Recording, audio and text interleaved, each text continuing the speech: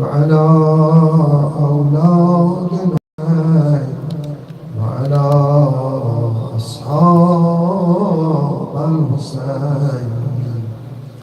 اللهم خص أنت الظالم فعلا مني وعبد به أولا ثم ثانيا وثالث ورابعا. اللهم لعن يزيد خامسا لعن الله ولعن عبيد الله بن زياد بن مرجان وعمر بن سعد وشبرا وآل أبي سفيان وآل زياد وآل مروان إلى يوم القيامة. اللهم لك الحمد حمد الشاكرين لك على مصابهم الحمد لله على أمين رضيتي. اللهم ارزقني شفاعة الحسين يوم الورود وثبت لي قدم صدق عندك مع الحسين وعلى أصحاب الحسين الذين بذلوا محجهم دون الحسين عليه السلام. روح مؤمنین و مؤمنات شاد، روح آقا امام حسین و یارانش، همه شهدای کربلا شاد، اجماعاً صلوات خواهد. اللهم صل على محمد و آل محمد و عجل فرجهم.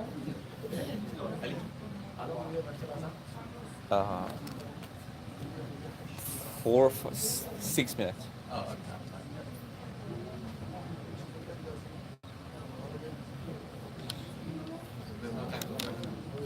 دعای Oh no. But you could do زیارت آل یاسین if you Yes. پنجشنبه شب دیگه خیلی چیز خوبیه.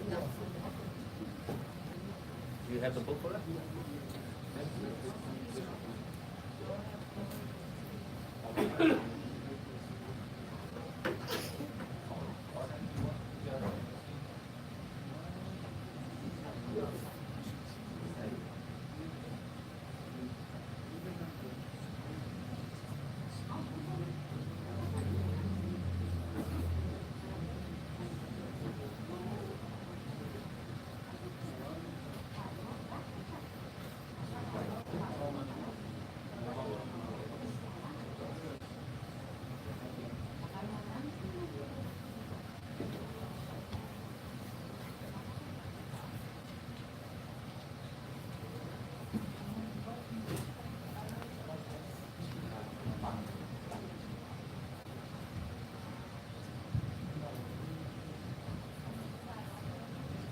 Bismillahirrahmanirrahim.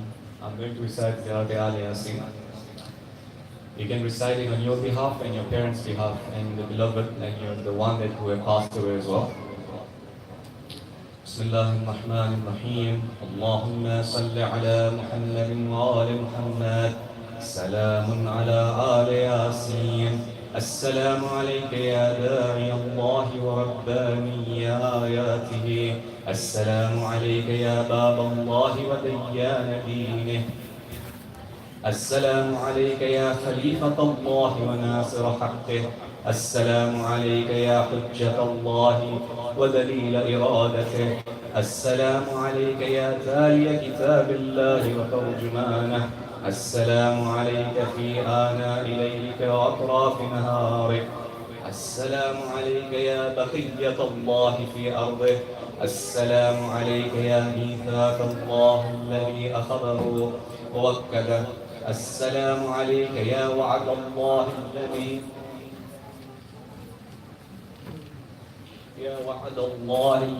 ضمنه. السلام عليك أيها العلم المنسوب والعلم المسلوب والغوث والرحمة الواسعة وعدا غير مكذوب. السلام عليك حين تقوم. السلام عليك حين تقعد. السلام عليك حين تقرأ وتبين. السلام عليك حين تصلي وتحمد. السلام عليك يا حين تركع وتسجد. السلام عليك حين تهلل وتكبر. السلام عليك حين تحمد وتستغفر. السلام عليك حين تصبح وتمسي. السلام عليك في الليل إذا يغشى والنهار إذا تجلى. السلام عليك أيها الإمام المأمون. السلام عليك أيها المقدم المأمون. السلام عليك بجوابه. السلام. أشهدك يا مولاي أني أشهد أن لا إله إلا الله وحده لا شريك له، وأن محمدا عبده ورسوله لا حبيب إلا هو وأهله.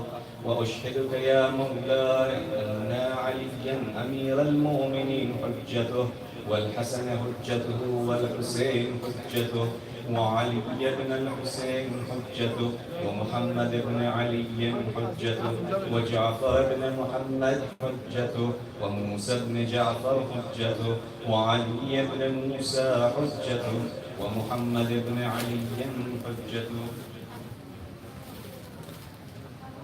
وعلي بن محمد حجته، والحسن بن علي حجته.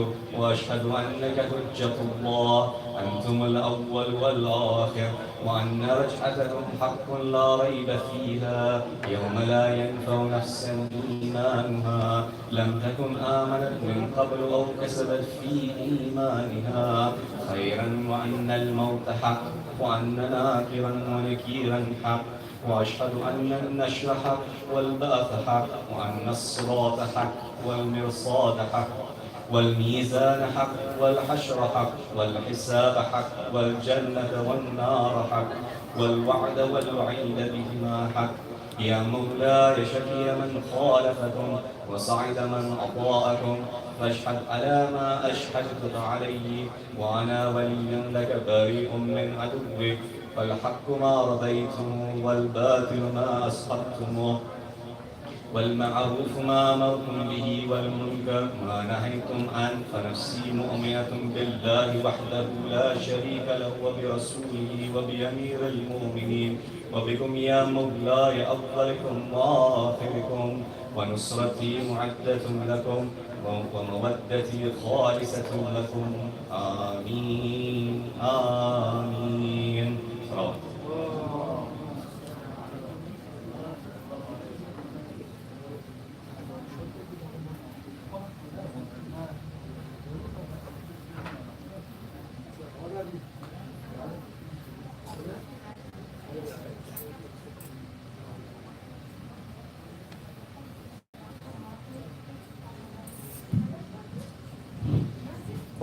سبحان الله والحمد لله ولا إله إلا الله، الله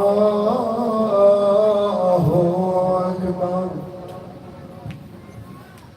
الله أكبر.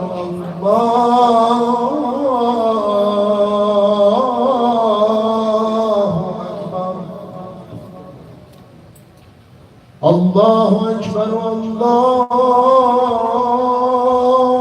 أكبر. أشهد أن لا إله إلا الله.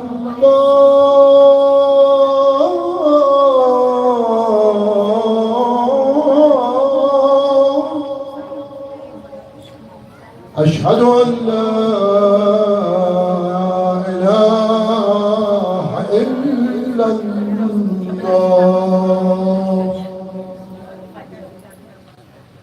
أشهد أن محمدا رسول الله.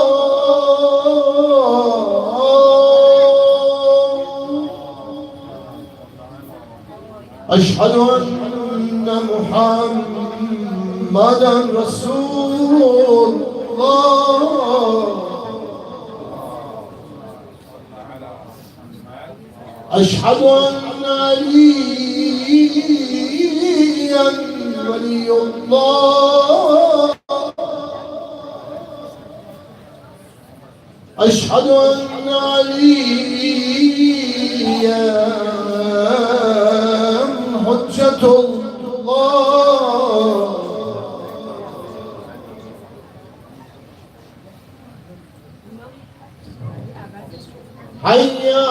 الصلاة حي على الصلاة حي على الفلاح حي على الفلاح حي على خير العمل حي على خير العمل الله أكبر الله أكبر لا إله إلا الله لا إله إلا الله رحم الله من يقرأ الفاتحة مع الصلوات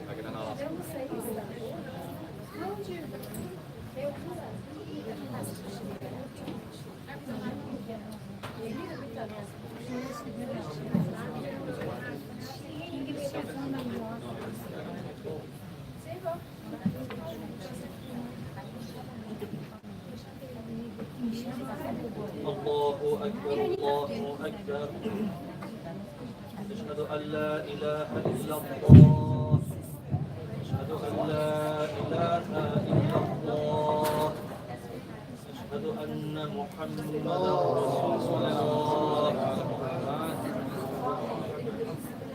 أشهد أن محمدا رسول الله أشهد أن عليا ولي الله أشهد أن عليا حجة الله حي على الصلاة حي على الصلاة حي على الفلاح حي على الفلاح حي على خير العمل حي على خير العمل قد قامت الصلاة قد قامت الصلاة الله أكبر الله أكبر لا إله إلا الله الله أكبر بسم الله الرحمن الرحيم الحمد لله رب العالمين الرحمن الرحيم مالك يوم الدين إياك نعبد وإياك نستعين اهدنا الصراط المستقيم صراط الذين أنعمت عليهم غير المغضوب عليهم ولا الضالين بسم الله الرحمن الرحيم إنا أعطيناك الكوثر فصل لربك وانحر إن شانئك هو الأبتر الله أكبر سبحان ربي العظيم وبحمده اللهم صل على محمد وآل محمد سمع الله لمن حمده الله أكبر سبحان ربي الأعلى وبحمده اللهم صل على محمد وآل محمد الله أكبر أستغفر الله ربي وأتوب إليه الله أكبر سبحان ربي الأعلى وبحمده اللهم صل على محمد وآل محمد الله أكبر ونعود. بسم الله الرحمن الرحيم. الحمد لله رب العالمين الرحمن الرحيم مالك يوم الدين إياك نعبد وإياك نستعين اهدنا الصراط المستقيم صراط الذين أنعمت عليهم غير المغضوب عليهم ولا الضالين. بسم الله الرحمن الرحيم. قل هو الله أحد الله الصمد لم يلد ولم يولد ولم يكن له كفوا أحد كذلك الله ربي. اللهم صل على محمد وآل محمد. ربنا آتنا في الدنيا حسنة وفي الآخرة حسنة وقنا عذاب النار. اللهم صل على محمد وآل محمد وعجل فرجهم. الله أكبر. سبحان ربي العظيم وبحمده. اللهم صل على محمد وآل محمد. سمع الله لمن حمده. الله أكبر. سبحان ربي الأعلى وبحمده. اللهم صل على محمد وآل محمد. الله أكبر. أستغفر الله ربي وأتوب إليه. الله أكبر. سبحان ربي الأعلى وبحمده. اللهم صل على محمد وآل محمد. الله أكبر. الحمد لله. أشهد أن لا إله إلا الله وحده لا شريك له وأشهد أن محمدا عبده ورسوله. اللهم صل على محمد وآل محمد. بحمد الله وقوته نقول ونقول.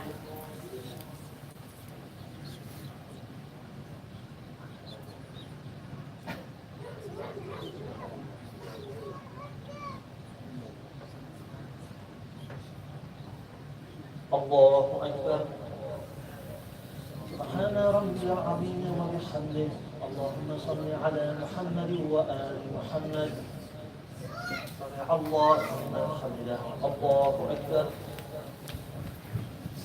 سبحان ربي الأعلى وبحمده. اللهم صل على محمد وآل محمد. الله أكبر. أستغفر الله ربي وأتوب إليه. الله أكبر. سبحان ربي الأعلى وبحمده. اللهم صل على محمد وآل محمد. الله أكبر. الحمد لله. أشهد أن لا إله إلا الله وحده لا شريك له وأشهد أن محمدا عبده ورسوله. اللهم صل على محمد وآل محمد. السلام عليك أيها النبي ورحمة الله وبركاته. السلام علينا وعلى عباد الله الصالحين. السلام عليكم ورحمة الله وبركاته. الله أكبر. الله أكبر. الله أكبر.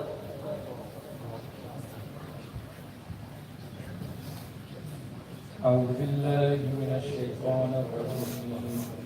إن الله وملائكته يصلون على النبي يا أيها الذين آمنوا صلوا عليه وسلموا تسليما. اللهم صل على محمد وآل محمد. اللهم صل على محمد وآل محمد. اللهم صل على محمد وآل محمد.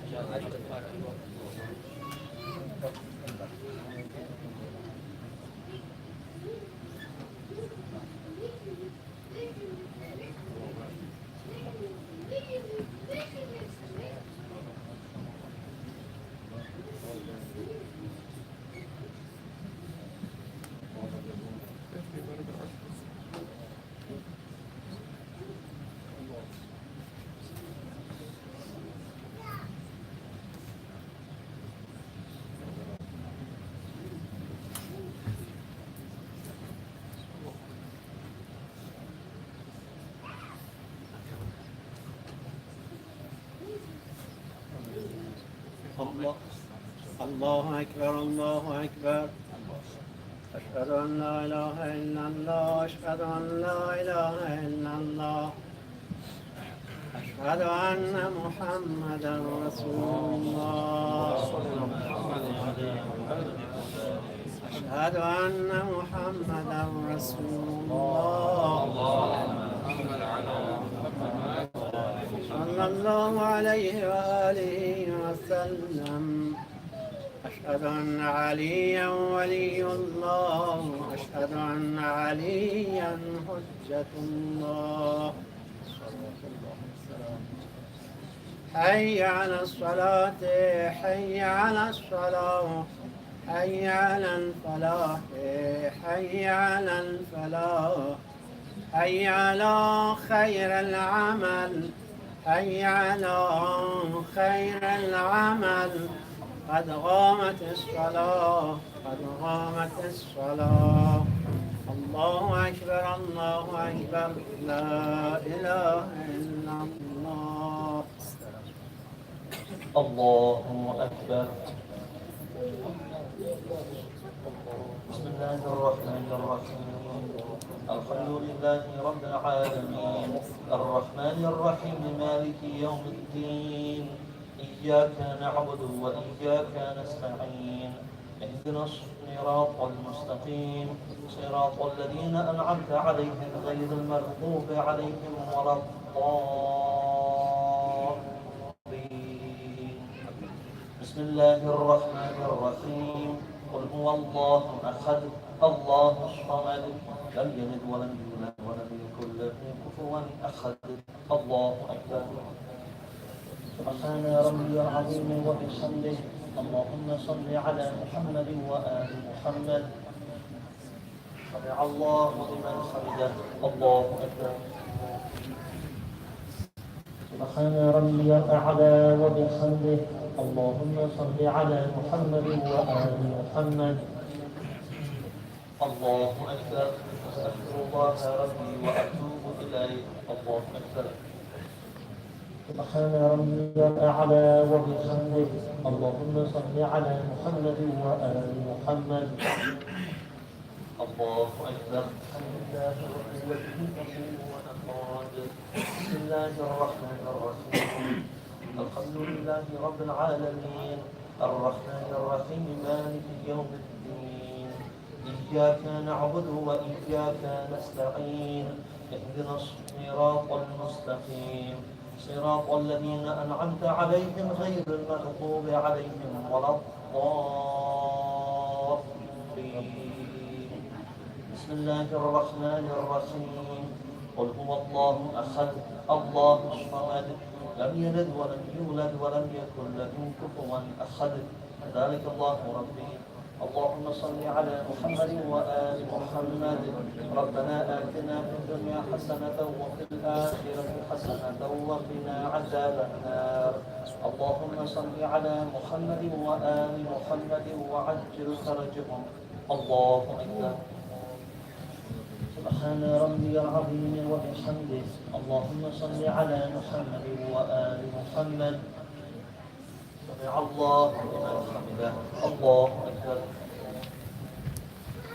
سبحان ربي الأعلى وبحمده اللهم صل على محمد وآل محمد. الله أكبر. أستغفر الله ربي وأتوب إليه الله أكبر. سبحان ربي الأعلى وبحمده اللهم صل على محمد وآل محمد. الله أكبر. الحمد لله. أشهد أن لا إله إلا الله وحده لا شريك له وأشهد أن محمدا عبده ورسوله. اللهم صل على محمد وآل محمد. بحول الله وقوته أقوم وأقعد.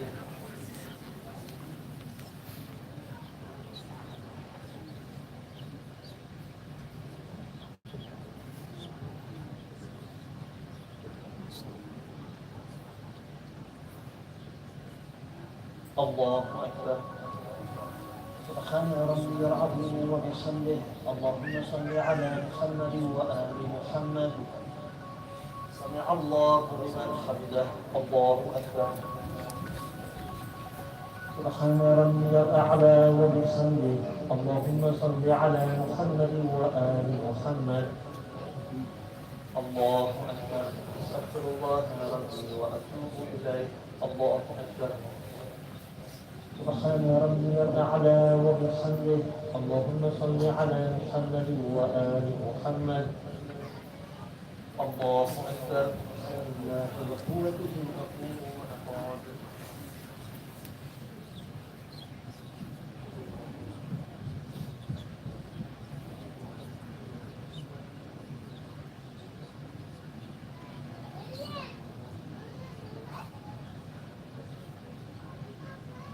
الله أكبر. سبحان ربي العظيم وبحمده اللهم صل على محمد وآل محمد. سمع الله لمن حمده. الله أكبر. سبحان ربي الأعلى وبحمده اللهم صل على محمد وآل محمد.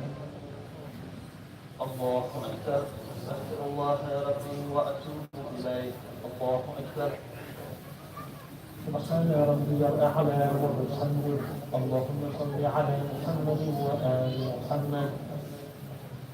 الله أكبر. الحمد لله.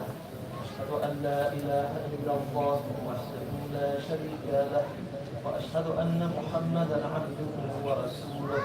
اللهم صل على محمد وآل محمد. السلام عليك أيها النبي ورحمة الله وبركاته. السلام علينا وعلى عباد الله الصالحين. السلام عليكم ورحمة الله وبركاته. الله أكبر. الله أكبر. الله أكبر.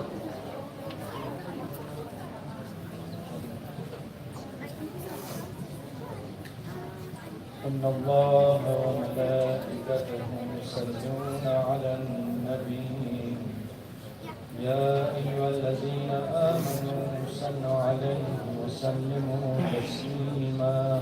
اللهم صل على محمد وآل محمد.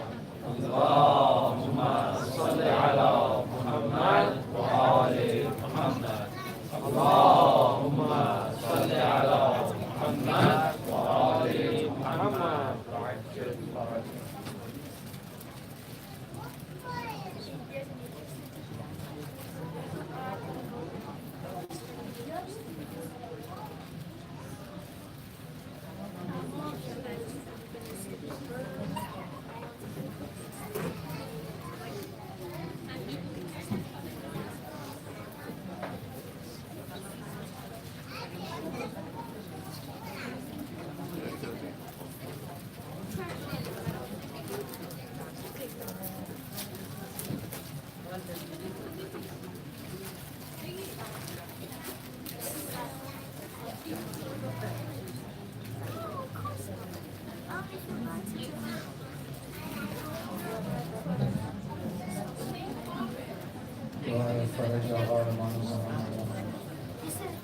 بسم الله الرحمن الرحيم. اللهم صل وليك الحجة ابن الحسن صلواتك عليه وعلى آله في هذه الساعة وفي كل ساعة وليا وحافظا وقائدا وناصرا ودليلا وعينا حتى تسكنه أرضك تقوى وتمتعه فيها طويلا برحمتك يا أرحم الراحمين. صلوات الله محمد.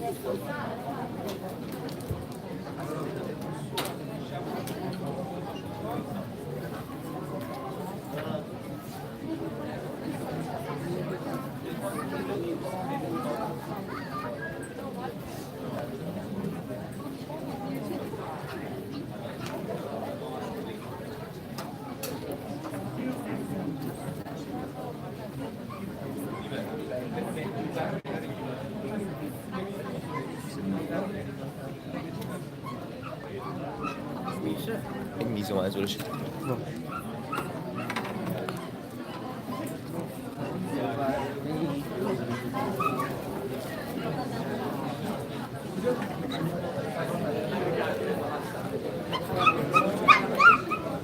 آره آره.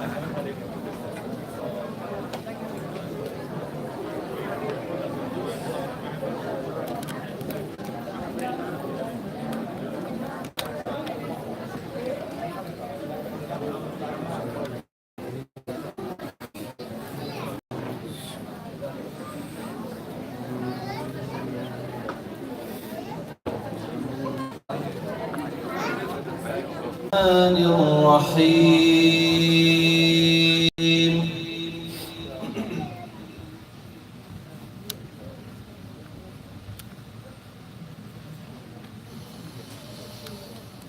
يا أيها الذين آمنوا لا تتخذوا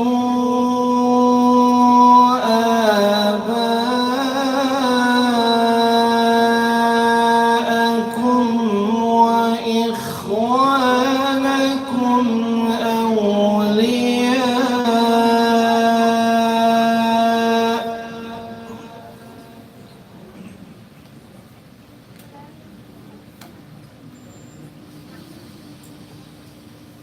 لا تتخذوا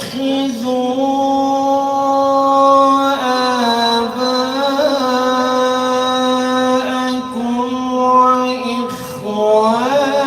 وإخوانكم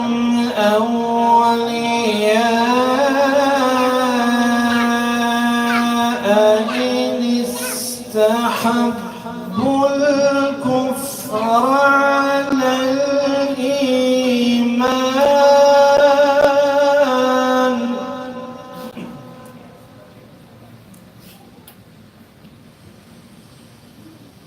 ومن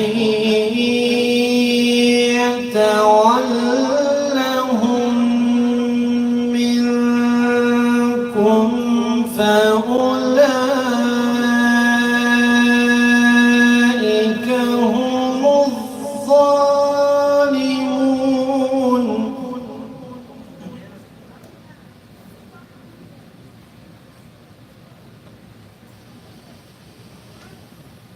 قل إن كان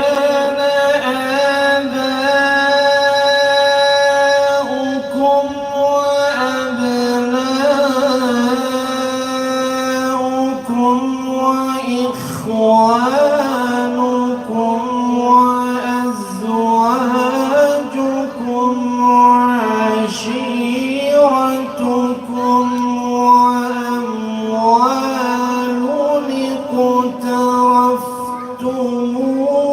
اقترفتموها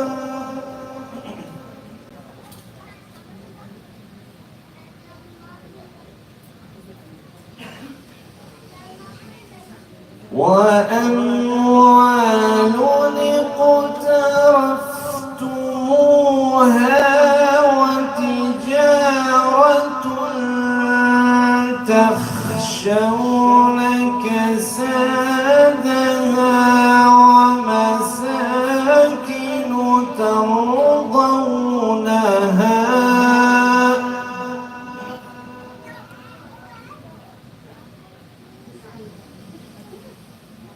ومساكن ترضونها أحب إليكم من الله ورسوله وجهاد في سبيله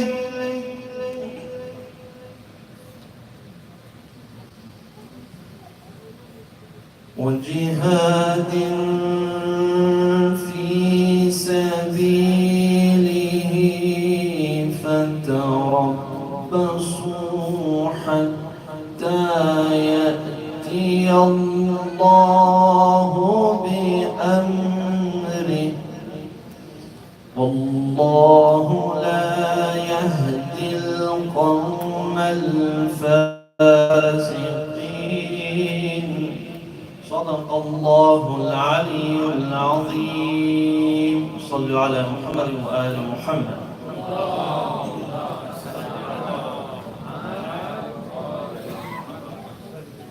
أعوذ بالله من الشيطان الرجيم بسم الله الرحمن الرحيم الحمد لله رب العالمين والصلاة والسلام على سيدنا ونبينا ومولانا أبي القاسم محمد صلى الله عليه وآله وسلم والصلاة والسلام على أهل بيته الطيبين الطاهرين المعصومين رب اشرح لي صدري ويسر لي أمري واحلل عقدة من لساني يفقه قولي قال الله سبحانه وتعالى في كتابه أعوذ بالله من الشيطان الرجيم بسم الله الرحمن الرحيم قل إن صلاتي ونسكي ومحياي ومماتي لله رب العالمين صدق الله العلي العظيم السلام عليكم ورحمة الله وبركاته. The followers of Imam Hussein alayhi salam, like you brothers and sisters and other mu'mineen and mu'minat across the world, in these last 10 nights and moving forward until the Arba'een of Imam Hussein alayhi salam, have mourned the tragedy of Ashura, the shahadat of Imam Hussein alayhi salam, his family and companions, for more than 1,000 years. And this tradition has taken on many languages, and in different cultures it has taken on many forms, but it has kept a central theme throughout. And without this tradition of mourning for Imam Hussein alayhi salam, we can very confidently say that we would have very few followers of Ahlul Bayt today, if it were not for these gatherings such as we have tonight. Historically, the followers of Ahlul Bayt alayhimus salam, they have been oppressed and marginalized in most societies in most ages throughout history. From the time of the Prophet, right after the Prophet sallallahu alaihi wasallam until our day today, we see how those who pledge their allegiance and loyalty to the family of the Prophet, to the house of messengership, they face scrutiny, they face criticism. At the very least, and at the very most, their lives are in danger in certain parts of the world just for the fact that they are followers of Ahlul Bayt alayhimus salam. And it has been these morning sessions that has kept the school alive and has helped it to propagate and grow. And it was the call of Ashura that gave this school the hope to have the patience, the perseverance, and the passion to move forward. Now we say that Ashura gave the school of Ahlul Bayt hope. And a person might ask, how can there be hope in the tragedy of Imam Hussein alayhi salam, when Imam Hussein alayhi salam, his family, and his followers were all slaughtered? They could say that what Imam Hussein alayhi salam set out to do, to go to Kufa and to gather an army and go and destroy Yazid and his kingdom and take over the Muslim nation, they would say this did not happen. So how can you have hope when he was slaughtered before he could even start his mission? We answer by saying that this is a very incorrect and narrow view of the definition of victory and success. We do not measure victory by who lived and who died, because in the end everyone is going to die. So if we measure victory by who stayed alive, no one will stay alive. And if failure means death, then everyone dies. The hope that is in the message of Ashura is in the truth of the mission of Imam Hussein alayhi salam. Imam Hussein alayhi salam was victorious because the truth of his mission continues to live on. And Karbala showed us that no matter what the odds are against you, those who stand with the truth will always be victorious against the oppressors. Allah subhanahu wa ta'ala says in Surah Al Imran, Surah 3, verse 156, وَكَأَيٍّ مِّن نَبِيٍّ قَاتَلَ مَعَهُ رِبِّيُّونَ كَثِيرٌ. And how many a prophet was there who fought and with whom were many worshippers of the Lord?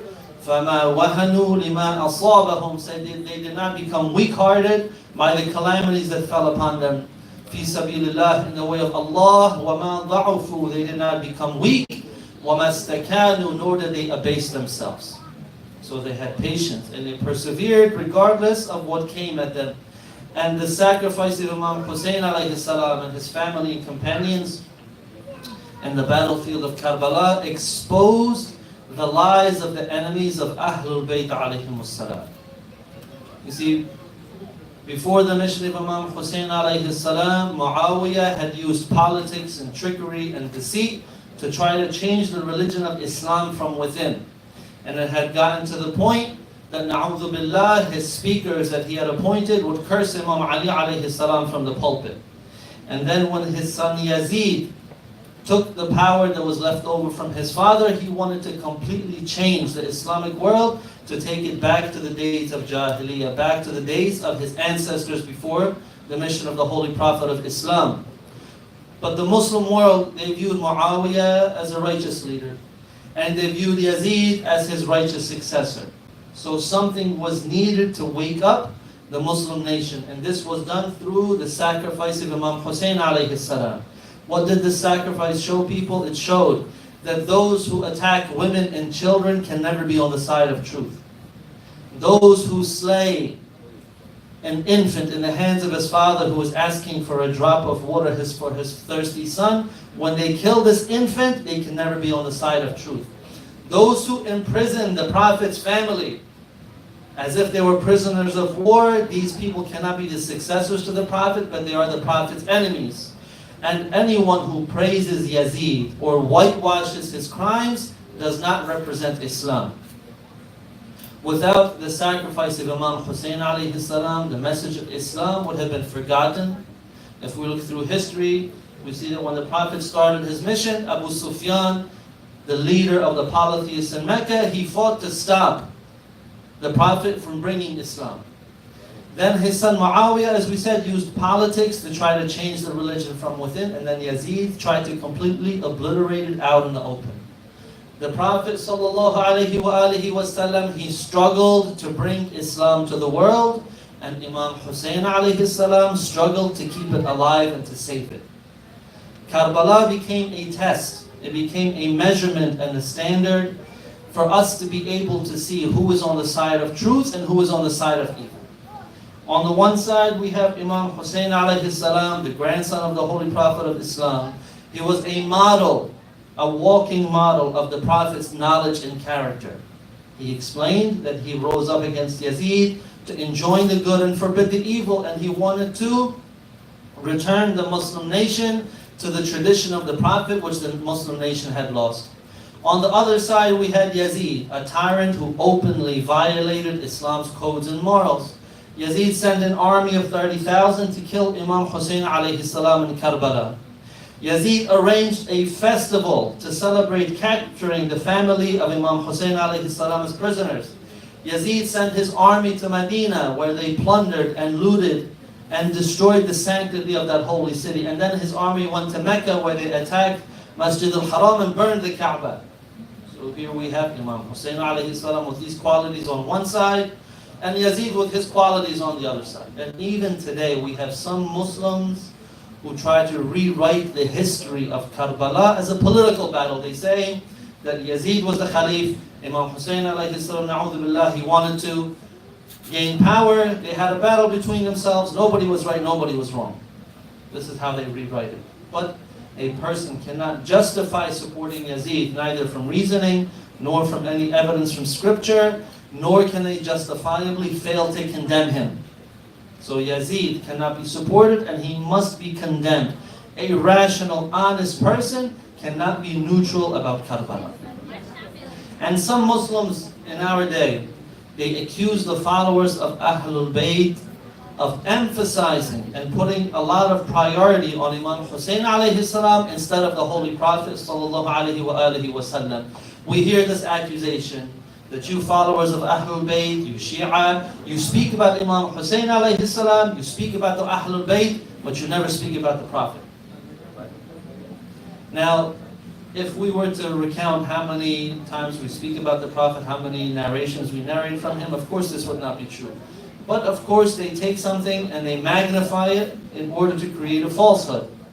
We do mention Imam Hussein alayhi salam a lot, and we are very proud that we mention Imam Ali alayhi salam, Imam Hussein alayhi salam, Imam Sadiq alayhi salam, all of the Imams of Ahlul Bayt. We mention them frequently and thoroughly, and this is our pride that we are able to do this. We mention Imam Hussein alayhi salam because the Prophet sallallahu alayhi wa sallam himself has commanded us to hold on to the Quran and Ahlul Bayt after him. This is unanimously agreed on by the narrations from all schools of Islam. The Prophet sallallahu alayhi wa sallam has said, Hussein is from me and I am from Hussein. He has said that Hassan and Hussein are the masters of the youth of paradise. The Prophet has said that Hussein is the lamp of guidance and the ark of salvation.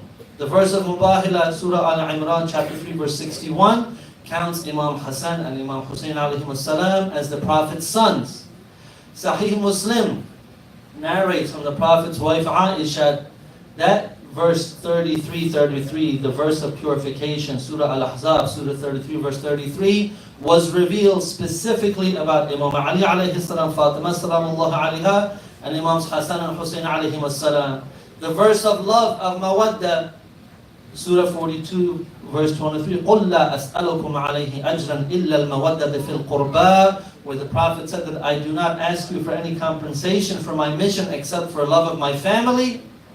This was revealed about the Ahlul Bayt. So the tragedy of Karbala should cause the entire world to go through a very long period of grieving and mourning.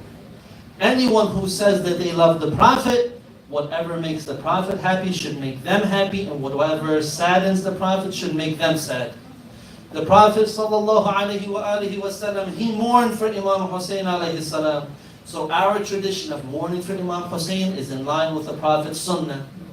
The Ahlul Bayt alayhi salam, they encourage the Muslims to relate and narrate and recite the tragedy of Imam Hussein alayhi salam. It is narrated in Sahih Bukhari that Anas ibn Malik said that the head of Hussein alayhi salam was brought to Ubaydullah ibn Ziyad and it was put in a tray in front of him. And then Ibn Ziyad started playing with the stick at the nose and mouth of the head of Imam Hussein alayhi salam and saying something about his handsome features. And then the narrator, Anas ibn Malik, he said that Imam Hussein resembled the Prophet more than anyone else. And that's the extent of the narration. It is narrated in the Musnad of Ahmad ibn Hanbal that Imam Ali alayhi salam was going towards Sifin, and when he reached Nainawa, he cried in a loud voice and he said, Ya Aba Abdullah, be patient. O Aba Abdullah, be patient beside the Euphrates River. And the narrator asked him, why are you behaving in this way? Imam Ali alayhi salam said, once when I went to the Prophet, I saw tears in his eyes and I asked him, O Messenger of Allah, who has made you upset? Why are your eyes moist with tears? And the Prophet said that just now Jibreel left. He has informed me that indeed Hussein will be killed beside the Euphrates River. And then the Prophet said, would you like to smell a part of his soil where Imam Hussein will be killed?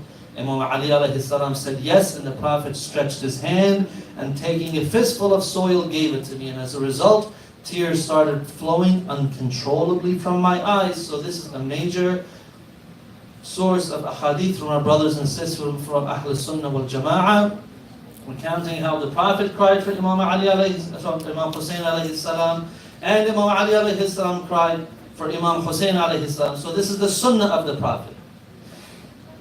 We even cry for Imam Hussein alayhi salam in our own tragedies.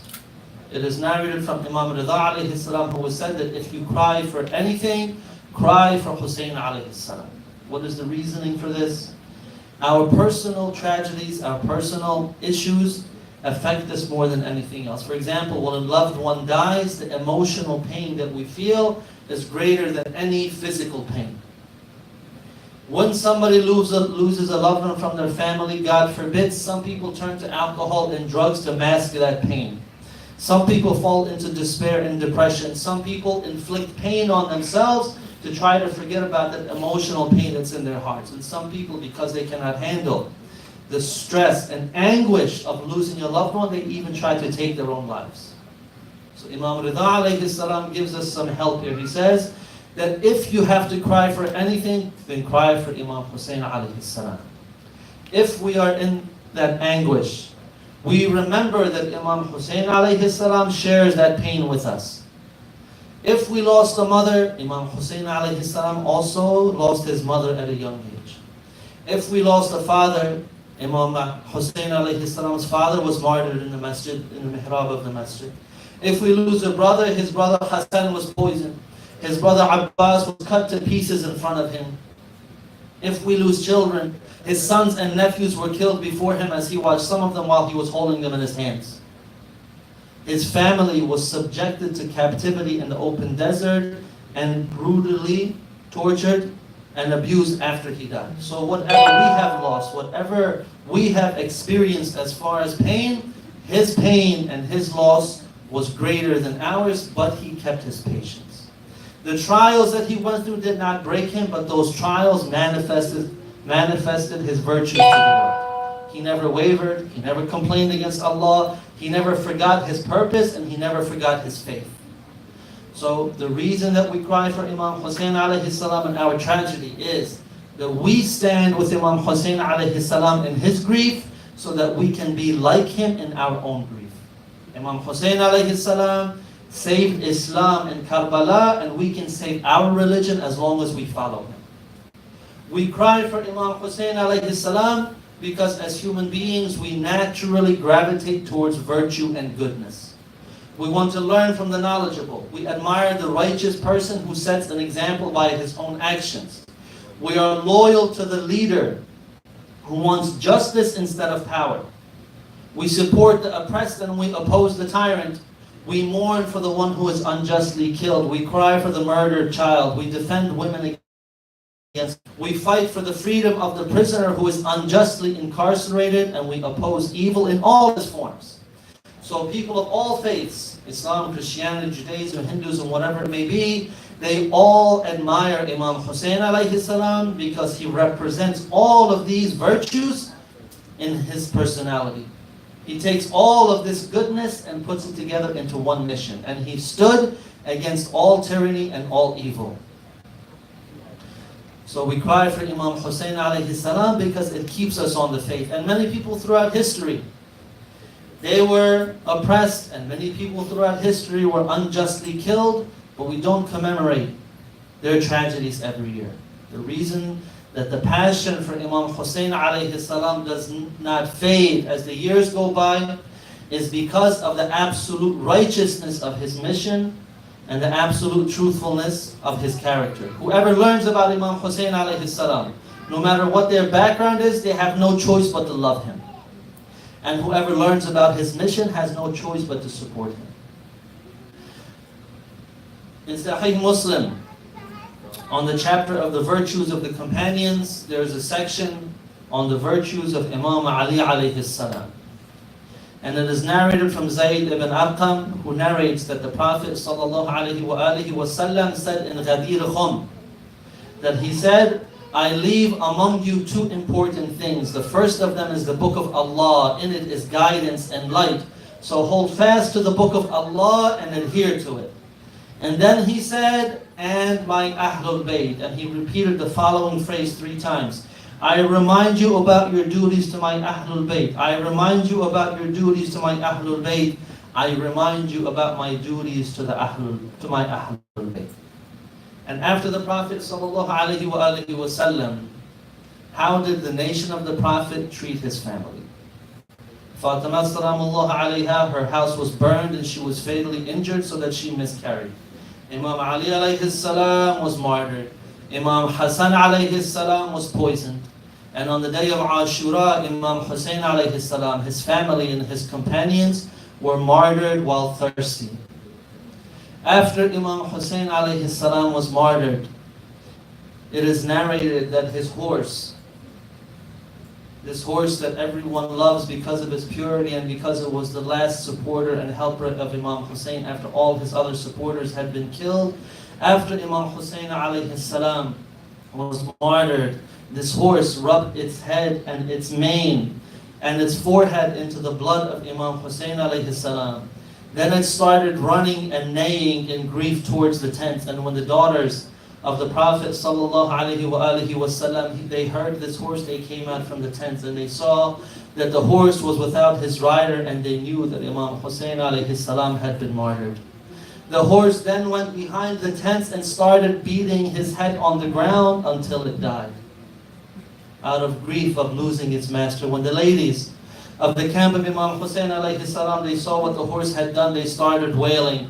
Then the army of Umar ibn Asad, they poured into the camp to plunder the tents. The tents were set on fire so that the women and children were running for their lives. They ripped the veils off of the women. Their property was stolen. The young girls were seen with blood pouring from their ears. Why? Because the enemy came and ripped the earrings right from their ears, and they were ripping the ankle bracelets from their feet. It is narrated that one of the soldiers of Umar ibn Asad, he was crying as he was stealing the ankle bracelet from Fatima, the daughter of Imam Hussein alayhi salam. And she asked him, why are you crying? He said, because I am stealing this from a daughter of the family of the Prophet. And she said, then why are you taking it? He said, because if I don't take it, somebody else will. The soldiers came to the family of Imam Hussein alayhi salam, and they were trying to take the women and the girls for themselves. One of them came with a spear and used it to herd all of the women together. And when he looked at this daughter of Imam Hussein, Fatima, he tried to take her. But she ran away from him to the middle of the group of women. But he reached her and he knocked her unconscious using his spear.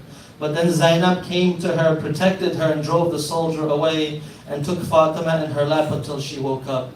The soldiers then went and took the clothes, the armor, and the rings of the martyrs, ripping them directly from their hands. And when they could not take the rings off the fingers, they would cut the fingers off of their hands.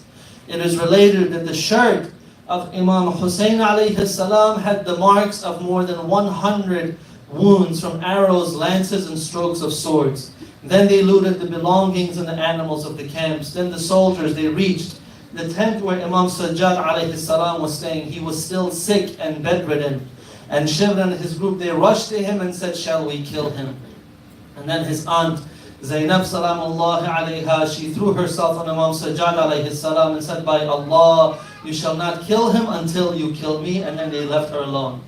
And then Umar ibn Asad, he came to the tent, and the women started weeping and crying and wailing in front of him and cursing him directly to his face. And he said out of shame, no one should enter the tents of these women, and none should disturb this ailing child, meaning Imam Sajjad. And he said, the ones who have robbed their belongings should return it back to them, but nothing was returned. And then he went back to his own tent. And he said to his soldiers in a loud voice, he said, who among you will volunteer to run their horses on the body of Imam Hussein alayhi salam? 10 of them volunteered, and they ran their horses over the body of Imam Hussein alayhi salam until they crushed his back and his chest into the ground. And they also ran the horses over the bodies of his companions and family. Umar ibn Asad then ordered that the heads of the martyrs should be severed, so they beheaded all of the martyrs. And he distributed these heads among the chiefs of the tribes. And he gave the head of Imam Hussein alayhi salam to Khuli ibn Yazid, who kept his blessed head in the furnace of his home. Umar ibn Asad then gathered all of their own dead buried them and prayed on them, but he left the bodies of Imam Hussein alayhi salam and his family and followers out in the open. And in this evening of Ashura, Umar ibn Sa'd, he gathered the women and the children in order to take them and present them to Ubaydullah ibn Ziyad in Kufa. So he made them spend the night in the presence of strangers when they had no one to protect them from the men of their family. And the women of the Prophet's family were saying, by Allah, take us to where Imam Hussein alayhi salam was martyred. So the army agreed and took the women. And when they saw the scene of all of the martyrs in one field, each one ran to find her loved one. When they found them, they threw themselves on the bodies, kissing them and wailing and beating their faces out of grief. And the women and children did not want to leave the bodies, but the soldiers came with their whips and started lashing them until they were forced to leave. But Zainab salamullahi alayha, she did not leave because she had not found the flower that she was searching for. She was searching for her beloved Imam Hussein alayhi salam, but his body was cut to pieces with swords, and it was pierced all throughout with arrows and spears, and the horses had trampled his bones into the ground, and his blessed head had been severed. So how could she identify him? But Zainab salamullahi alayha, she was looking for a mark. She searched the bodies until she saw it, and her mark was a very old shirt that was worn by Imam Hussein alayhi salam. She fell upon his body. She took him in her arms and she said, "Oh Muhammad, this is Hussein, stoned by catapults and who has been mixed with blood and sand. His body parts have been cut off. Oh Muhammad, your children are taken captives and your descendants have been killed." And then she took Imam Hussein alayhi salam in her hands, turned towards the Qibla and said, "Allahumma taqabbal minna hadha al-qurban." Oh Allah, accept this sacrifice from us. And when the army saw this, they could not control themselves and they cried. And the daughter of Imam Hussein alayhi salam, Sakina, she could not control herself. She dropped herself onto her father's body. And when she was holding her father, she says that she heard somebody saying, and this was the voice of her father that she heard, who said, "Oh my followers, whenever you drink water, remember me. And whenever you hear of a stranger or a martyr, then you should cry for me." وَسَيَعْلَمُ الَّذِينَ ظَلَمُوا أَيَّ مُنْقَلَبٍ يَنْقَلِبُونَ وَالْعَاقِبَةُ لِلْمُتَّقِينَ. May Allah reward you, brothers and sisters, mu'mineen wa mu'minat, for all of your efforts in these nights of Muharram, of organizing and arranging these gatherings for Imam Hussein alayhi salam in whatever fashion you have helped. May Allah bless you, whether you helped organizing or you attended with your presence and you brought others. For every teardrop that you have spent in the way of Imam Hussein alayhi salam, all of it is recorded. Imam Hussein alayhi salam is aware of everything that you have done, and by Allah He appreciates and thanks you for all of this. And remember, do not forget that He will definitely reward you for all of this. And myself, this humble brother of yours, I thank all of you, especially the organizers of these gatherings, for inviting this humble brother of yours to come and speak to you, to spend this time with you.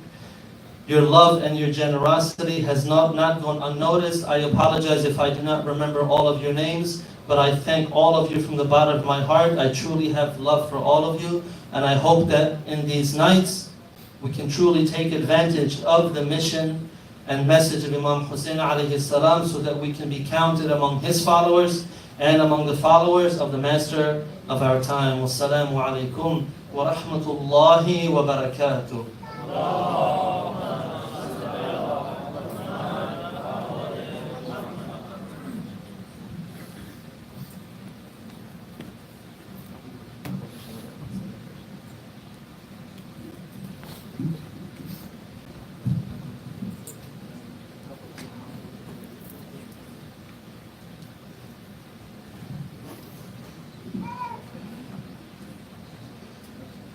بسم الله الرحمن الرحيم اللهم كن وليك الحجة ابن الحسن صلواتك عليه وعلى آبائه في هذه الساعة وفي كل ساعة وليا وحافظا وقاهدا وناصرا ودليلا وعينا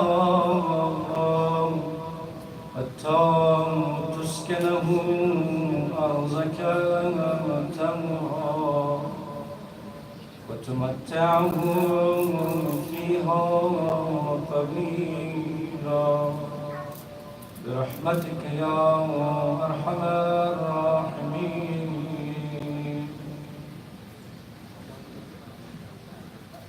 السلام عليك يا أبا عبد الله وعلى الأرواح التي حلت بثنايا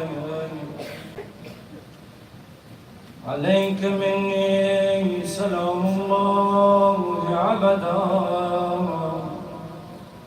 ما بقيت وبقي الليل والنهار ولا جعله الله آخر العهد مني لزيارتكم. السلام على الحسين وعلى علي بن الحسين وعلى أولاد الحسين وعلى أصحاب الحسين.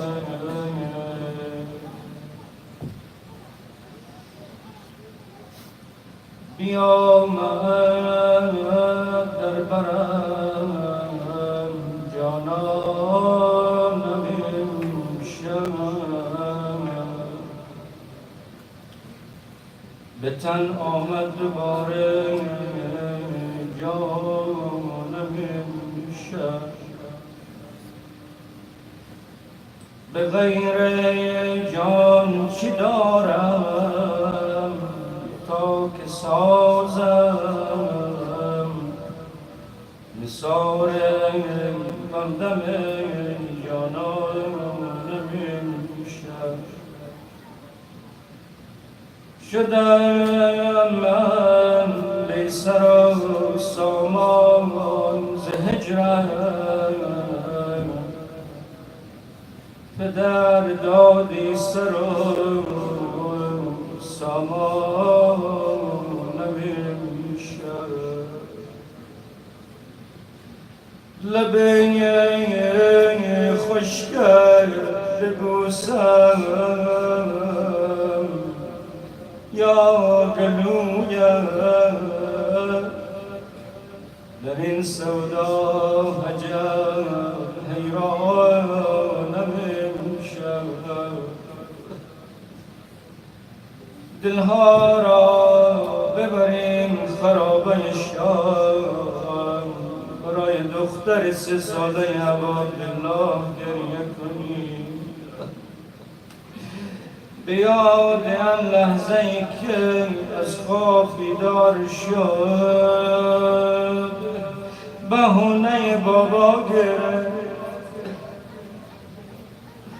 به اطراف خرابه نگاه کرد دید خبری نیست خودش را به همه رسانید صدا زد عمه الان سرم روی دامن بابایم بود مرا نوازش میکرد بابایم کجا رفت هرچی کردن این دختر 3 ساله رو آروم کنن آروم نشد عاشقان حرم رقیه شما میدونید رسم است اگر یک بچه کوچکی بهونه بابا بگیرد او را نوازش میکند برایش اسباب بازی میارن آرومش میکنن کجای عالم رسم است برای طفل 3 ساله‌ای که بهونه بابا بگیرد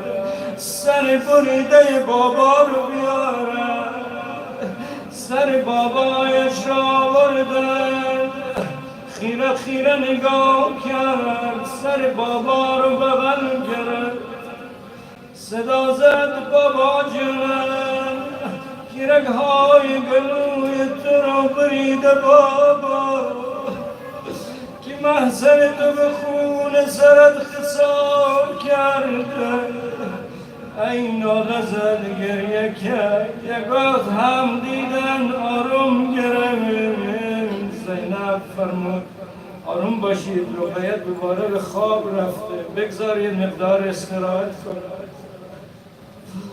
اما وقتی نزدیک اومد دید سر یک طرف رقیه طرف صدا زد رقیه جون بی جواب نمیدن یک وقت هم نگاه کرد دید رقیه جان داده ای انسان امشب بر یتیمان سر زدیم طاهر قدسی به ویران سر زدیم قول دادیم بهر من آباریم سفر سوقات ناوریم جان بابا از رخش شرمندم تو سرت از تن جدا من زنده ای به قربان سر نورانیت تا نبینم زخم بر پیشانیت کاش چشمم مثل دستم بسته بود فرد دخترم بشکسته بود زخمان بر صورت خوبت زدن یوسف زهرا کجا چوبت زدن اللهم إنك وجيعا بالحسين عليه السلام في الدنيا والآخرة صلوات محمد وآل محمد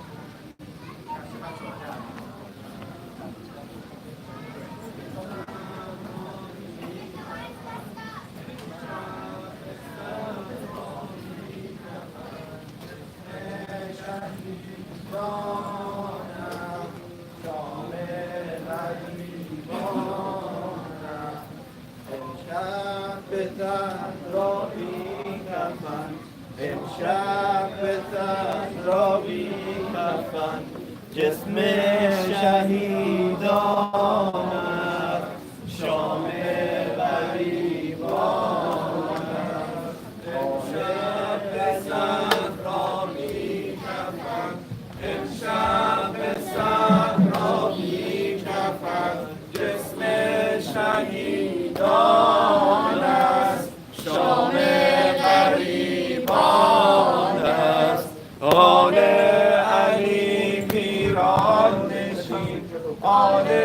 علی ایران نشین اندر بیابان است، شام غریبان است. امشب به صحرا بی کفن، امشب به صحرا بی کفن، جسم شهیدان است، شام غریبان است.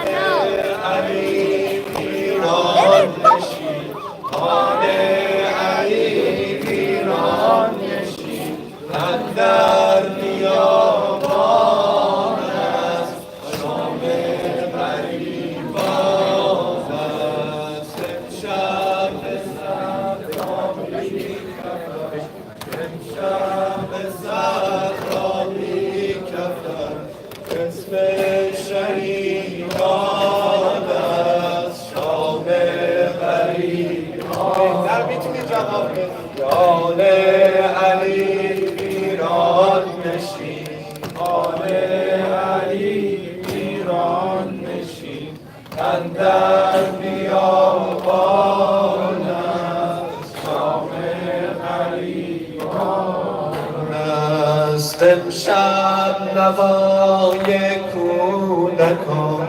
امشب نوای کودکان بر بام کیوان است، شام غریبان است. امشب به صحرا بی کفن، امشب به صحرا بی کفن، جسم شهیدان است، شام غریبان است. امشب به روی کشته ها، امشب به روی کشته ها در نان مرغانند، چون نی در افغانند. امشب به دشت کربلا، امشب به دشت کربلا نالان یتیمانند، تا صبح و گریانند. بر خاک بی غسل و کفن رعنا جوانانند، خوابیده عریانند.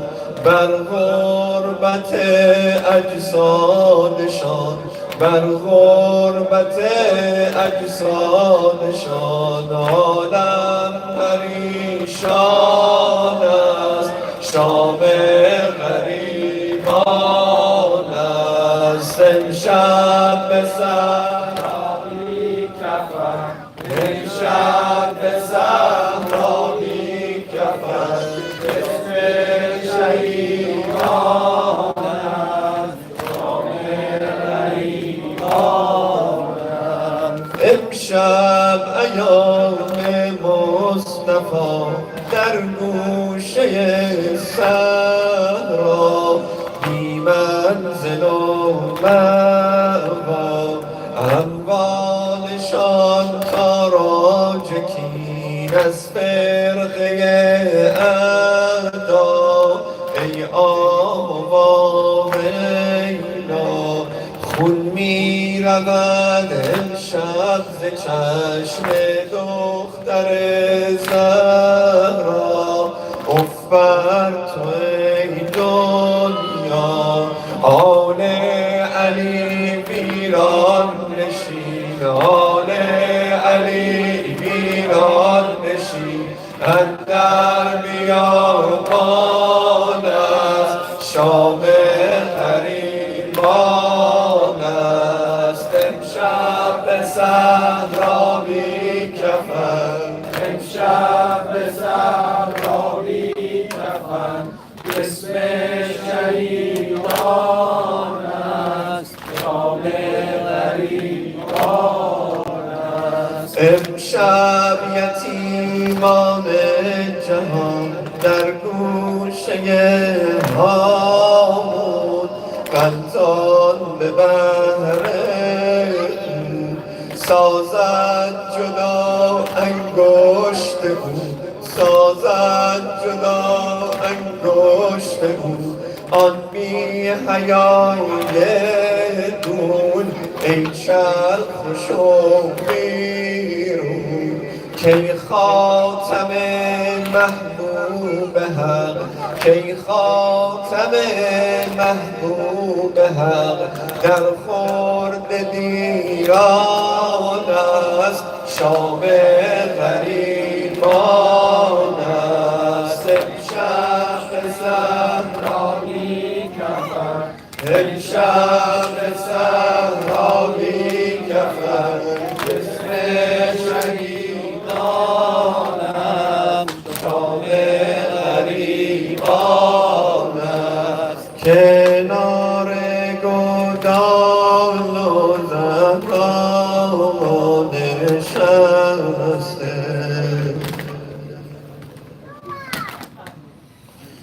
کنار گودال زهرا تنها نشسته. آمده مادر با پهلوی بشکسته. یا زهرا یا زهرا یا زهرا یا زهرا یا زهرا یا زهرا یا زهرا. بریم به حضرت زهرا تسلیت بگیم. یا زهرا یا زهرا یا زهرا یا زهرا. کنار گودال زهرا تنها نشسته.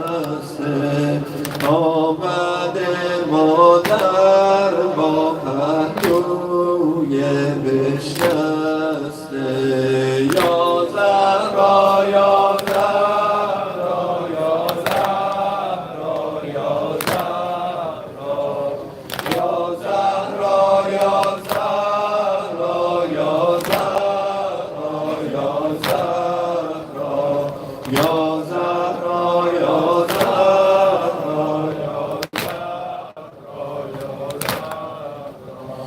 دامان طفلی گرفته آتش شب، دامان طفلی گرفته آتش شب. پروردگارا به رسم داد زینب.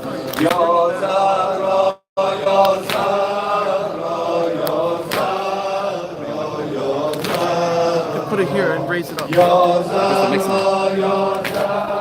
It's the mixing mic again. So you want to put it in the chair or something? No, no, it elevates. Come on. That's the mixing mic again. That's the max? Yeah. Okay, then just leave it. No, no, it's fine. Look at you. Okay, let's move it back. شب بیامان،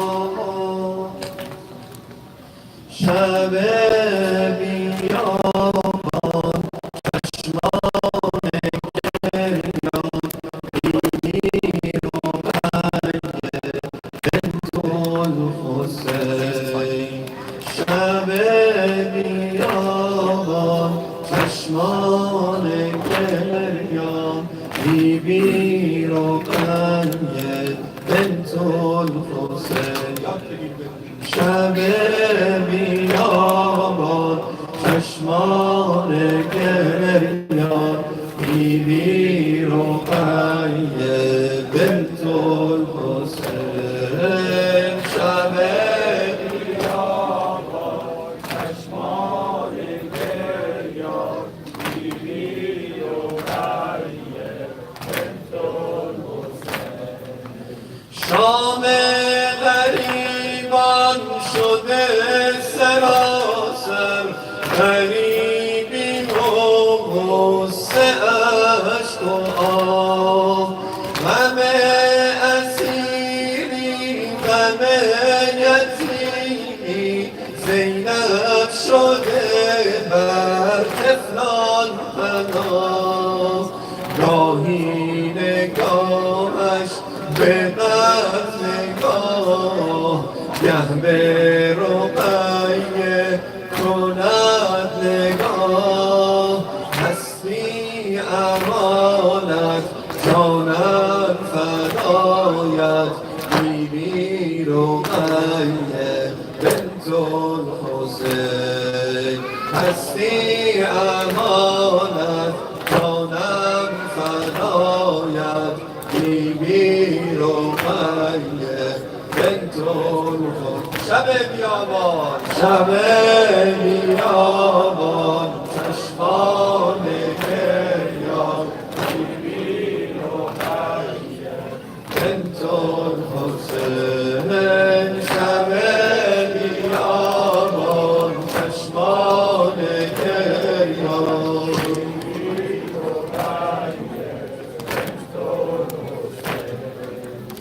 خونین شده دست کوچک من خار مغیلان عروسکم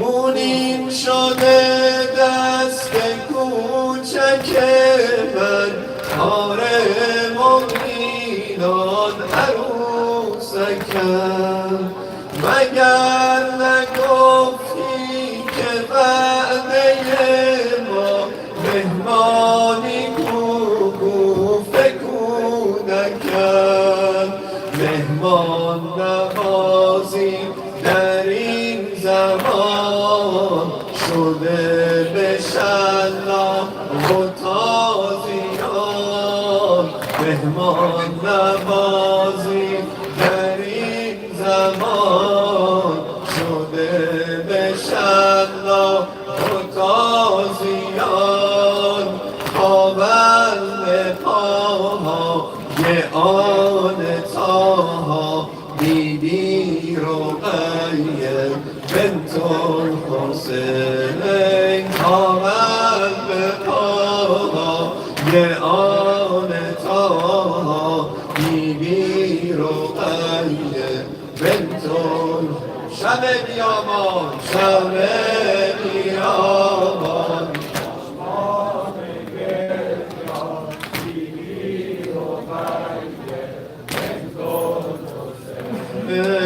شب بیابان بیبی رقیه بنت قریب نیز بلند است در برابر زینب قریب نیز بلند است در برابر زینب خدا کند که نباشد سر برادر زینب خدا کند که نباشد سر برادر زینب سری به نیز بلند است در برابر زینب سری به نیز بلند است در برابر خدا کند که نباشد سر برادر زینب خدا کند که نباشد سر برادر زینب همان لیده لیده لیده لیده لیده البان همان لیده لیده لیده لیده لیده البان همان لیده لیده لیده لیده لیده البان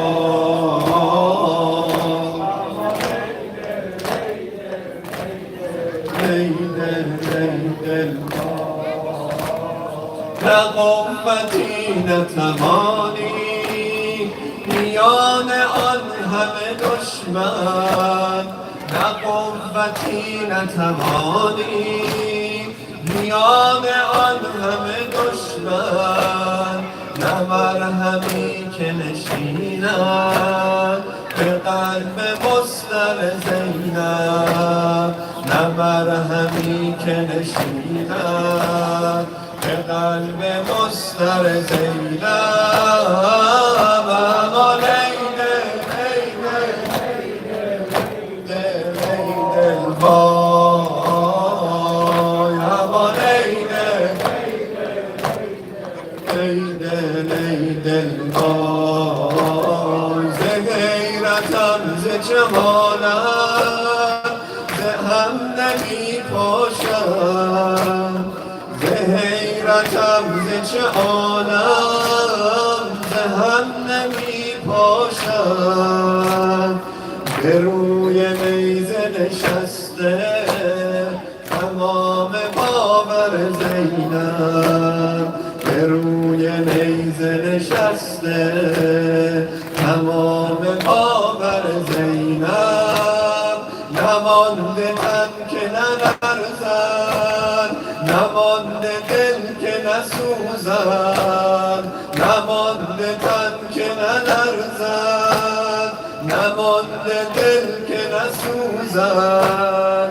مگر ز قتل آید صدای مادر زینب، مگر ز قتل آید صدای مادر زینب. نه بر کمی نه رکابی همان ز ناقه عریان، نه بر کمی نه رکابی همان ز ناقه عریان. چرا دوباره نیامد امیر لشکر زینب، چرا دوباره نیامد امیر لشکر زینب. اما لیده لیده لیده لیده الوای، اما لیده لیده لیده لیده الوای، اما لیده لیده لیده لیده لیده الوای، اما لیده لیده لیده لیده دو دست بدشم جان زینب در شب شام غریبان گم شده، جان زینب در شب شام غریبان گم شده. یاریم کن یا حسین، یاریم کن یه بار دیگه. جان زینب در شب شام غریبان گم شده، جان زینب در شب شام غریبان گم شده. یاریم کن یا حسین، یاریم هسته عقب. دخترت با گوش پاره در بیابان گم شده، دخترت با گوش پاره در بیابان گم شده. یاریم کن یا حسین، یاریم کن یا حسین. جان زینب در شب شام غریبان گم شده، جان زینب در شب شام غریبان گم شده. یاریم کن یا حسین، یاریم کن یا حسین. دخترت با گوش پاره در بیابان گم شده، دخترت با گوش پاره در بیابان گم شده. یاریم کن یا حسین، یاریم کن یا حسین. جان زینب در شب شام غریبان گم شده، جان زینب در شب شام غریبان گم شده. یاریم کن یا حسین، یاریم کن یا حسین. دخترت با گوش پاره در بیابان گم شده، دخترت با گوش پاره در بیابان گم شده.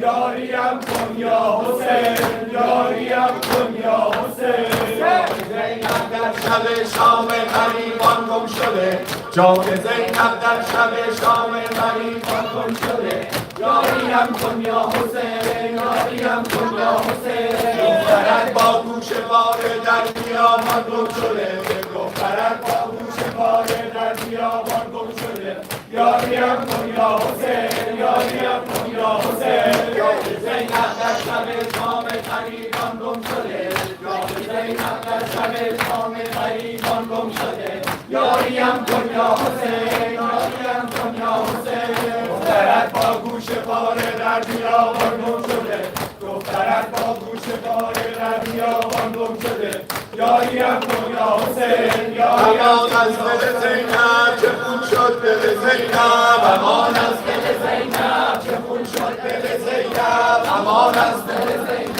ذکر رو بگو بیاد جلو قطع نکن زینب چه خون شد دل زینب امان از دل زینب چه خون شد دل زینب امان از دل زینب چه خون شد دل زینب امان از دل زینب چه خون شد دل زینب امان از دل زینب چه خون شد دل زینب امان از دل زینب چه خون شد دل زینب امان از دل زینب چه خون شد دل زینب امان از دل زینب چه خون شد دل زینب امان از دل زینب چه خون شد دل زینب امان از دل زینب چه خون شد دل زینب امان از دل زینب چه خون شد دل زینب امان از دل زینب چه خون شد دل زینب امان از دل زینب چه خون شد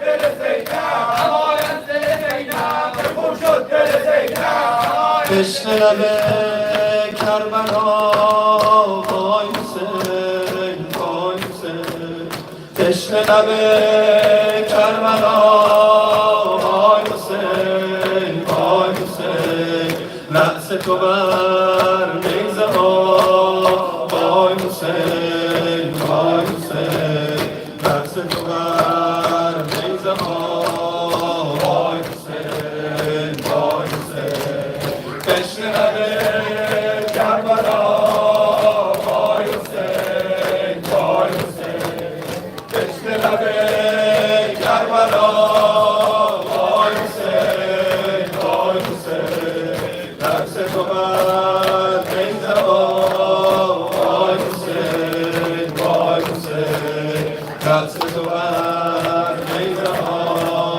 وای حسین همینو بگو همینو بگو عشق لب کربلا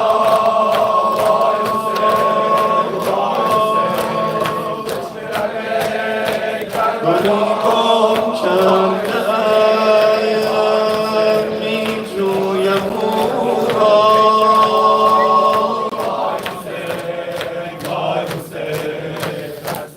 بر لیلا وای حسین وای حسین عشق لب گلی گم کرده ام می جویم او را به هر گل می رسم می گویم او را وای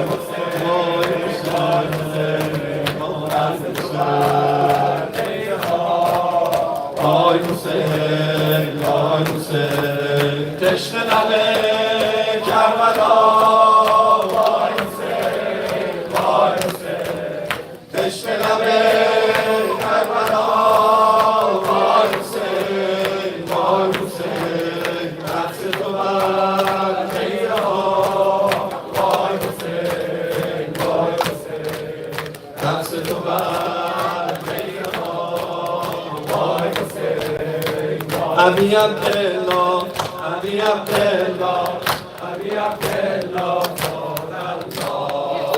ابی عبدالله ابی عبدالله ابی عبدالله صار الله ابی عبدالله ابی عبدالله ابی عبدالله صار الله ابی عبدالله ابی عبدالله ابی عبدالله صار الله ابی عبدالله ابی عبدالله ابی زینب یا زینب بیبی جان زینب بیبی جان زینب بیبی جان زینب یا زینب یه بار دیگه درست بگو بیبی جان زینب بیبی جان زینب بیبی جان زینب یا زینب بیبی جان زینب بیبی جان زینب بیبی جان زینب یا زینب بیبی جان زینب بیبی جان زینب بیبی جان زینب یا زینب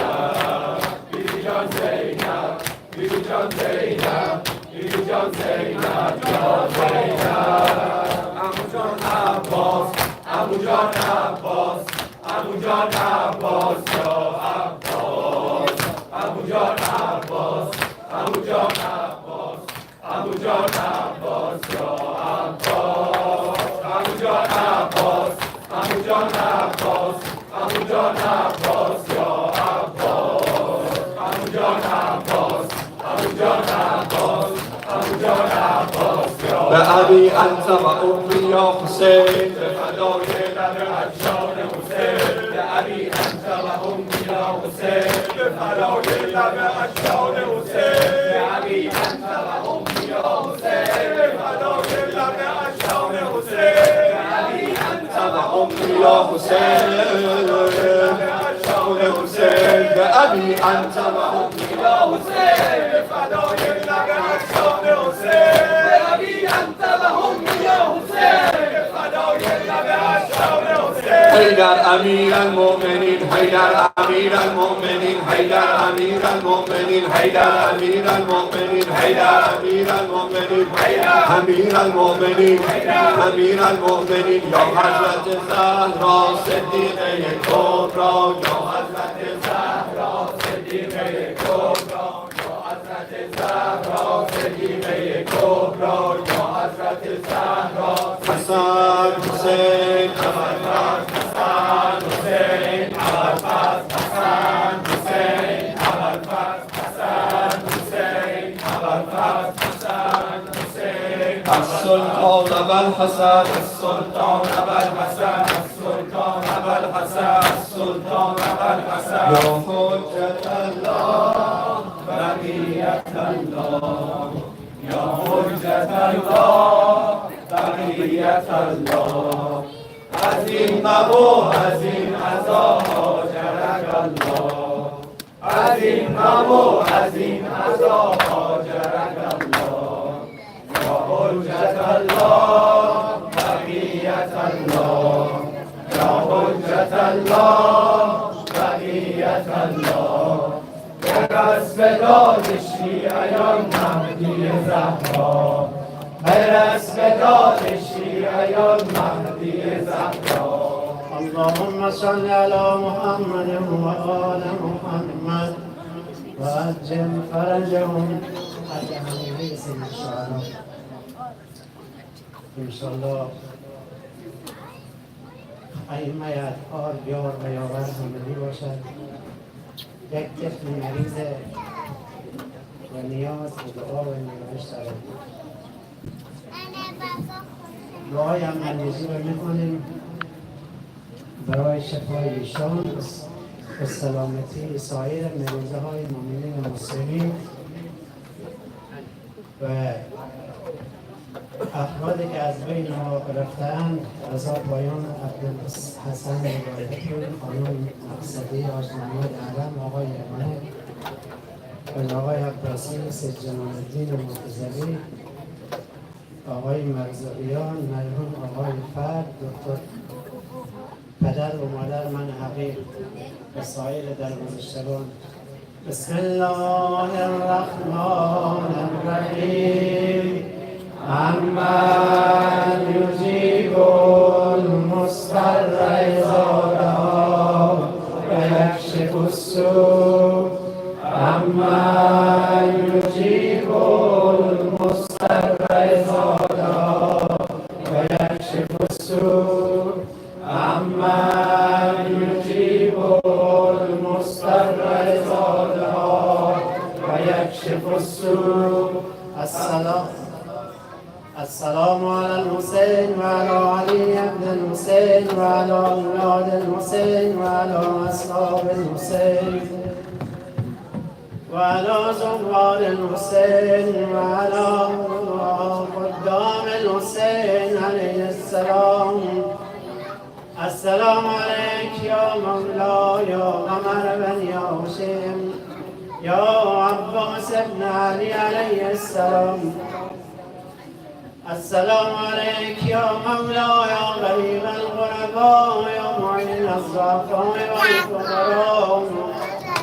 السلطان أبو الحسن يا علي بن موسى الرضا ورحمة الله وبركاته. السلام عليك يا مولاي يا صاحب الزمان يا شريك القرآن يا قاطع البرهان يا إمام الإنس والجان. السلام عليك وعلى آبائك الطيبين الطاهرين جميعا ورحمة الله وبركاته. برای سلامتی ظهور و فرج و سلامتی آقای امام زمان و همچنین فردا شب شهادت امام سجاد علیه السلام برای خوشنودی روح امام سجاد اجمعین بلند صلوات.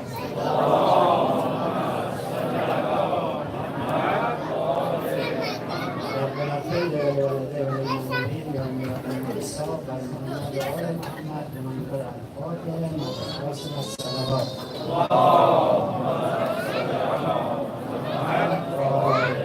عجل عن سيد الشهداء خداوند شما دنیا و آخرت انشاءالله حمایت و فتنه قدم‌هایی که در این زندگی بالاخره فیض نیست. انشاءالله روزی پایان زحمت‌ها و عذابی‌ها خواهد بیاد. برای سلامتی جمع حاضر اجماعاً بلند صلوات.